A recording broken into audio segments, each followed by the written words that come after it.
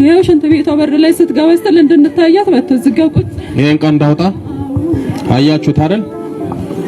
እዚህ ላይ በነገራችን ላይ ቀለል ያለ ነገር አይታችሁ ማታስተውሉት ልብ ማትሉትን ነገር ልንገራችሁ። ብዙ ጊዜ በቤታችሁ ውስጥ የማይጠፉ ጥፉ ቢባሉም የማይጠፉ ሄዱ ቢባሉም የማይሄዱ ተባዮች፣ ትንንሽ አውሬዎች፣ ነፍሳቶች ከቤታችሁ የማይጠፉ ከሆነ የሰላቢ መተት ወይም ደግሞ መተት ሲኖር ነው። በነገራችን ላይ መተት የተደገመበት ሰው ወይ ደግሞ የሰላቢ መተት ያለበት ሰው ከቤቱ አይጥ አይጠፋም።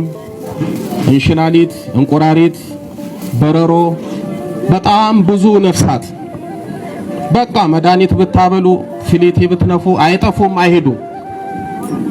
በተለይ የሰላቢ መተት ቤት ውስጥ ካለ ቤታችሁ የሀይጥ መራቢያ እስኪመስል ድረስ ያስቸግራችኋል። እንደውም አይጡን ያጠፋል ተብሎ የሚሰጣቸው መድኃኒት ማደለቢያ ሆኗቸው ይራቡበታል፣ አይጠፉም። ይሄ እንግዲህ መተት ቤት ውስጥ ሲደገም የሚታዩት እንስሳት ነው።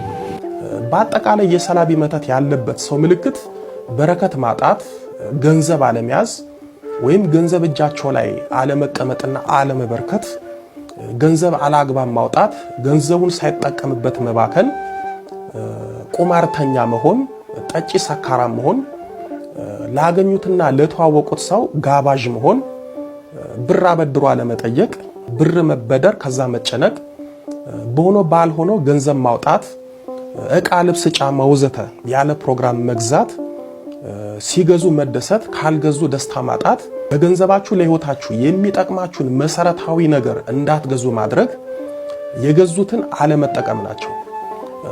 የሰላቢ መተት ያለበት ሰው አእምሮን ስለሚቆጣጠረው የሚፈልገውን ሳይሆን የማይፈልገውን ነገር ያደርጋል።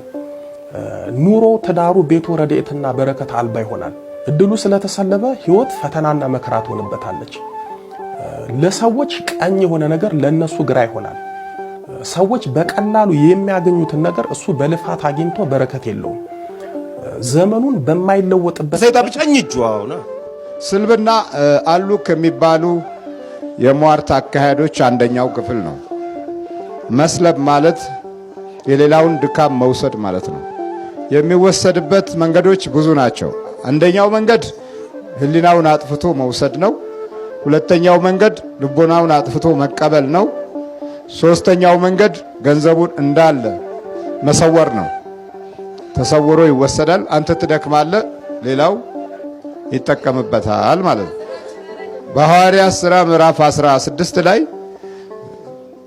የሀብት ትርፍ የምትሰጥ የነበረች ሟርተኛ በጳውሎስ ዘመን ነበረች። ሴት ናት። እያሟረተች ብዙ ከበርቴዎችን የተሻለ ገንዘብ ከሌላው እያሟረተች ትወስዳለች እና በሐዋርያት ሥራ የተለመደ ነበር። የሟርቱ ዓለም በአሕዛቡም የተለመደ ነው። ዛሬ ክርስቲያኑ ውስጥ ገብቶ የሟርት አሰራር እያንዳንዱን በረከተ ቢስ አድርጎታል። ደክመህ ገንዘብህን ይወስዱታል ማለት ነው። አስራት ስለማታወጣ፣ ጧት ስለማትጸልይበት፣ ማታም ስለማትጸልይበት ዋጋህ ያንተ አይሆንም፣ የሟርተኞች ይሆናል። ስማ አቤት ትለቀዋለህ። ለቀዋለሁ ጉልበቱንም እኮ ይዘዋል። እንደዚህ አንዳንዴ እዚህ ጉልበቱን ምናምን በቃ እንዲህ ምንድነው እግሬን ይላል እኮ ይላል። እዚህ የት ነው የሚኖረው? አሰላ። ዝም ነው በቃ። እንዴት ዝም ነው? መተት አገር ነው እኮ አገር ነው አገር። አቤት አቤት አቤት መተት እሺ ነው እሱ ብቻ ነው በቃ። ከሰው እኩል ነው ምኑ መተቱ ነው። ከሰው እኩል? አዎ። እንዴት በቃ መተት ብቻ ነው። ትወደዋለህ አገሩን? አገሩን አንተ ሰይጣኑ ትወደዋለህ ታዲያ ይከላከሉልኝ አይደል እንዴ? ይከላከሉልኛል እኮ ይከላከሉልኛል። እዛ ምኑን ታደሩት አንተ እንዳትመጣ ነው። እንዴት ይከላከሉልህ? እዛ እንዳትደርስ አንተ በቃ እንዳትደርስ ነው እዛ። ታዲያ እንዴት? ኧረ በሎ ኮሚቴ ተቋቁሞ ኮሚቴውን ጠቅላላ በቃ ታባቱ እንዳይቀበሩ እዚህ ተባሉ። እዚህ እንዳይቀበሩ እዚህ ኮሚቴዎች ኧረ በሎ ቢሞት እንዳይቀበር፣ ልጅ ቢወልድ ክርስትና እንዳያስነሳ፣ ከቤቱ ሰው ቢሞት ፍታት እንዳይፈታለት አረጉ። እንደዚህ ኃይለኞች ናቸው እነሱ ኃይለኞች። አቤት ግን እኮ ታዲያ እንዴት ነው እንዴት ነው ታዲያ እንዴት እንግዲህ እኔ ምን እንዴት ነው ምን እንዴት ነው ታዲያ ምን ይሻላል ነው? እኔ እንጃ። ጉድ ነው የሚወጣው። ፈራ ምን ነው እዚህ ተይዘሃል ደግሞ ለዛው ምን አስፈራ እንዴ? ብዙ ነን እኮ እዛ እኮ ብዙ ነን እንዴ ነሽ ሁሉም የኛ የራሳችን ትልልቅ የዛር አባቶች የነገሱበት ዛሮች መካከለኛውን ግዛት በጠቅላላ እንዲያዳርስ የተደረገበት የዛር ሹሞች በየመንደሩና በየቀበሌው እንዲበዙ የቃልቻ ልጆች ብርታት እንዲያገኙ እንዲሁም ደግሞ የዲያብሎስ ግብር በስፋት እየተሰጠ የተበላሹ ትውልዶች እንዲወለዱ ምክንያት ከሆነ ቦታው አንዱ የፈረቀሳ መንፈስ ነው። ፈረቀሳ፣ ከራማ እና ደግሞ አዮሞሚና ምን የሚባሉ መናፍስቶች የብዙ ሰዎችን ልብ፣ ህይወት፣ ኑሮ፣ ታሪክ አጨፍግገው የያዙ ሞራልን ያወደሙ መናፍስቶች ናቸው። እነዚህ የሚነክስባቸው ቦታ ቢኖር እዛ ነው። ስለዚህ ብዙ ወደ ሟርተኝነት መንፈስ ቢሄድ የሚያስገርም አይደለም። ምን ነው ታየኛለህ?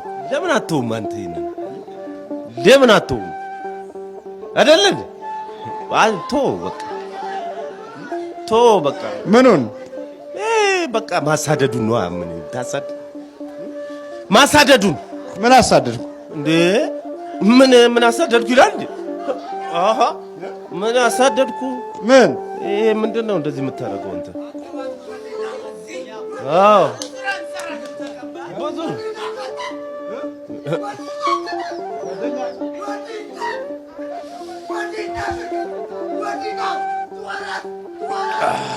ምን ለምትለው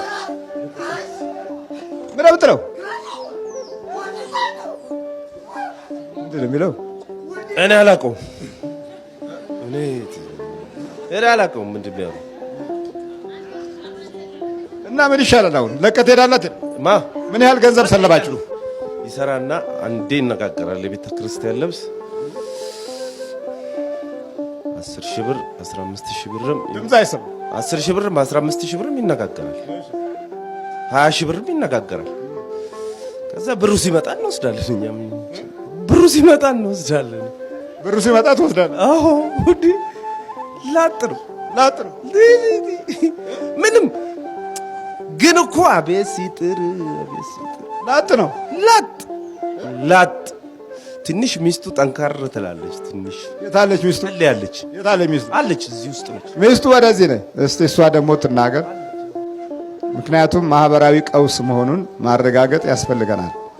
ክፉ መናፍስት የዘነጋነውና የተውነው ለሃይማኖት ብቻ ሰተነው ሌሎችም ከሃይማኖቱ የተወለዱት ሰዎች ሁሉ ችላ ያሉት ግን በዚህ ክፉ መንፈስ እየደቀቁ ያሉበት እየወደሙ ያሉበት እንደሆነ ቢስማማቸውም ባይስማማቸውም ይሄ ነው ችግሩ። እና ወደዚህ ተቃቀራ ብልኝ ምን አስጎነበሳችሁ? እና እስቲ ላጥ ነው ይላል። ይኸው እንዴት ነው ነገሩ? አብረን ነው የምንሰራው። እኔም ቀሚሱን እሰራለሁ፣ አብረን እንነጋገራለን። ይሄን ያህል ነው የምንሰራው ብሎ ይነጋገራል። ብሩ መጥቶ የሆነ ነገር ላይ ቅር ላይ ልናውል ስንል የትም እንዲህ አንድ ነገር ላይ ሳይደርስ ምንም እንትን ሳይል እንደውም ጭቅጭቅ ውስጥ ነው የምንገባው። ምን አረከው ስለው በቃ እንዲህ ነገር አለብኝ ይላል። በቃ በኋላ ምንም ነገር ሳናረግበት ነው የሚያልቀው። ይጠፋል። በቃ ለዕለት እንኳን ለቤት ወጪ እንኳን በጭቅጭቅ በቃ በጣም በችግር ነው የምንገለገለው።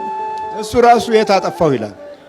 ምንም በቃ ሱቅ እንደዚህ እዚህ ጋር እንዴ ሱቅ እንትን አለብኝ እንዴ ምንም ፍንጭ የሌለው ነገር ነው ማለት እንዲህ ነው ብሎ የሚያሳምን ነገር አይደለም። እኔ በዛን ሰዓት እበሳጫለሁ፣ እንደጠፋ አውቃለሁ። ያው እንግዲህ ወደ እግዚአብሔር እንትን ከማለት ውጭ ምንም ማድረግ አይቻልም። እንግዲህ በራሱ ጊዜ እንግዲህ እግዚአብሔር ለዚህ ካደረሰን ተመስገን ነው። ብዙ ጊዜ ያው ጭቅጭቅ ነው ጭቅጭቅ ነው። አዎ በሳጫለሁ፣ እንደጠፋ ሳቅ በሳጫለሁ። እኔ ስበሳጭ ደግሞ እኔ ራሴ ነው ያመኛል፣ እኔ ራሴ ታመማለሁ። ጭራሽ ብስጭት ብቻ ነው። አዎ በቃ ብስጭት ብቻ። እሺ ልክ ገንዘቡን እንደተቀበለ ነው ላጥ የምታደርጉት? ታዲያ ላጥ ነው ወዲያው እንዴ? በእጁ ሲነካው ነው? አዎ በቃ